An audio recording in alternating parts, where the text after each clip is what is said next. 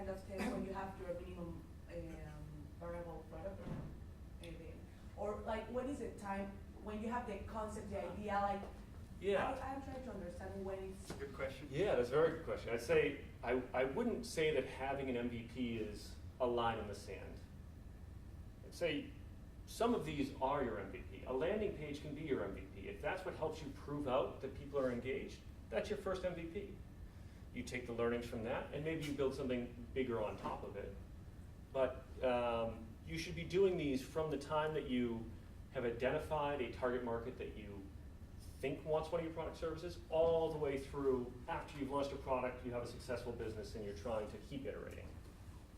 Can you use it to help pick your target market? Good question.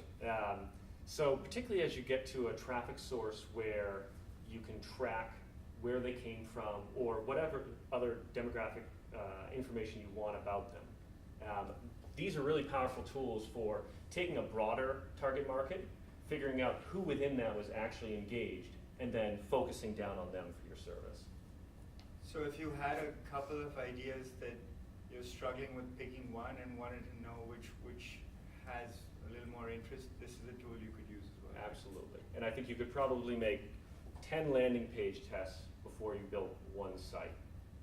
Fantastic. And sort of anywhere that you have a key assumption that you need to validate, you know, this has to be true for this business to work, you could be thinking about how to test that.